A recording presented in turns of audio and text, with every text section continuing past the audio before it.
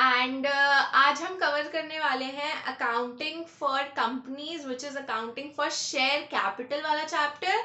और आज share capital के चैप्टर में हम बिल्कुल बेसिक से स्टार्ट करेंगे और फिर हम अपने जो अपने टॉपिक्स हैं उनको आगे की तरफ लेके जाएंगे। So before starting do not forget to subscribe to my channel and hit the bell icon as a lot of new updates will be coming for you in the future, और I would request you to keep on checking my channel because बहुत सारा course material will be coming in the next few days और आपको बहुत सारे interesting topics भी sorted मिलेंगे हमारे चैनल पे। सो सब्सक्राइब करना मत भूलना और यही सारे क्वेश्चंस, चैप्टर्स, कॉन्सेप्ट्स हैं जो आपको बोर्ड्स के लिए वेल प्रिपेयर्ड रखेंगे। So without any further ado let's get started with the first topic today of share capital. Alright बच्चा लोग, सो हमारा आज का फर्स्ट टॉपिक जो है वो है कि what are the types of capitals in shares. हम लोग अगर आप लोगों के स्कूल्स में चल रहा होगा, आपके ट्यूशंस में चल रहा होगा, सो आपको बहुत सारे डिफरेंट टाइप ऑफ कैपिटल्स के बारे में पढ़ा रहे होंगे, जैसे कि authorised capital, right, issued capital,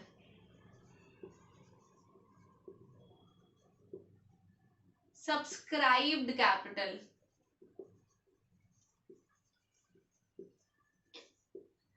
paid up capital,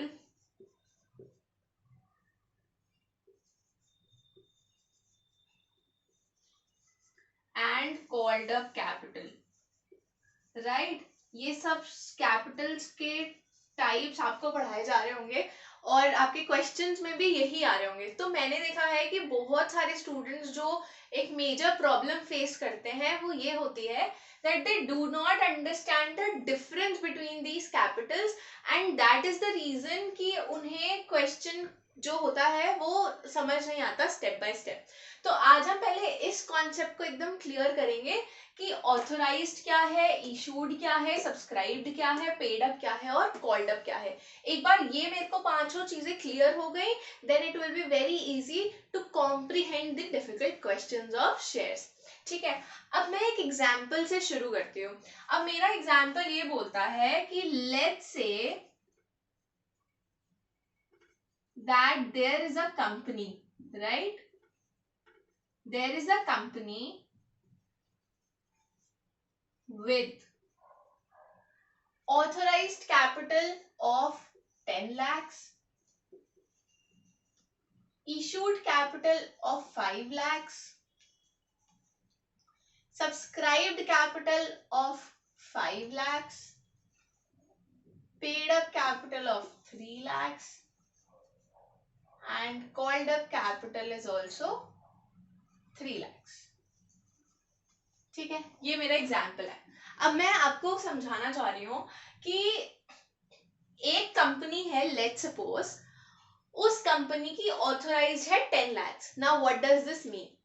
जब भी एक कंपनी अपने आप को रजिस्टर करती है अंडर, हमारी कंपनी किसके अंडर रजिस्टर करती है?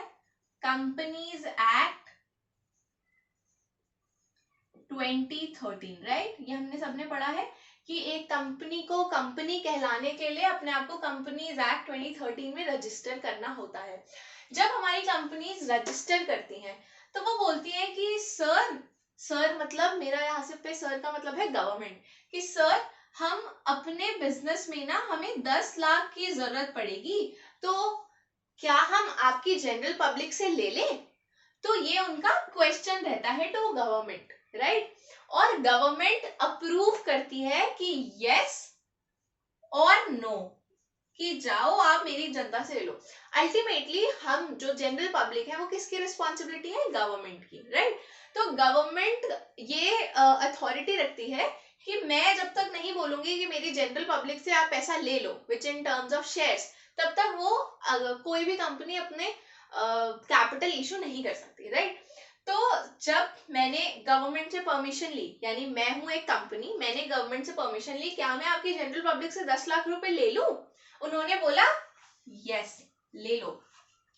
जब उन्होंने बोला यस ले लो, that becomes my authorised capital, यानी कि जो मैं गवर्नमेंट से अप्रूव करा के लाई हूं। समझ गए हम? नेक्स्ट, अब इशूड कैपिटल।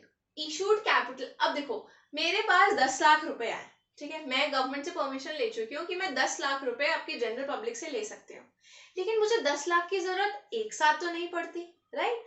जब मुझे 10 लाख की जरूरत एक साथ नहीं पड़ रही, अभी मुझे कितने की जरूरत है? 5 लाख की। तो मेरी जरूरत के हिसाब से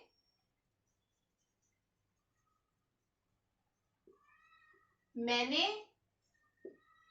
इशू किए shares, that is my issued capital. यानी कि मेरे पास परमिशन 10 लाख लेने की है, लेकिन मेरे को अभी जरूरत नहीं है यार 10 लाख की। जब मुझे बिजनेस शुरू करना है, मेरे पास थोड़ी कम पैसों की जरूरत है, तो मेरे को सिर्फ 5 लाख की जरूरत है। मैंने सिर्फ इशू कितने किए? इशू कितने किए? 5 लाख रुपए। That is my issued capital.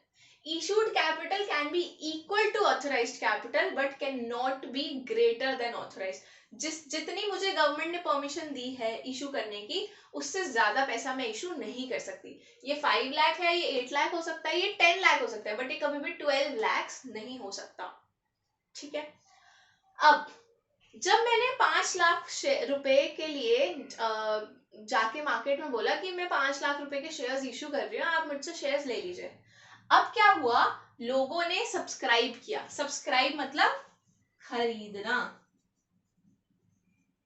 जितने लोग मुझसे शेयर्स खरीद लेंगे आर माई सब्सक्राइब्ड कैपिटल, ठीक है? जितने भी लोग मुझसे शेयर्स खरीद लेंगे or what? My subscribe capital. तो मेरे एग्जाम्पल में मैंने बोला है कि 5 लाख मैंने लोगों से मांगे थे, लेट्स सपोज 5 के 5 लाख लोगों ने खरीद लिए। Again, subscribed capital can be equal to issued capital but can not be more than issued capital. ऐसा कब होगा? In the case of over subscription. Over subscription में भी ये अमाउंट ज्यादा नहीं होता, हम प्रोराटा बेसिस पे एडजस्ट कर देते हैं, जो हम आगे पढ़ेंगे।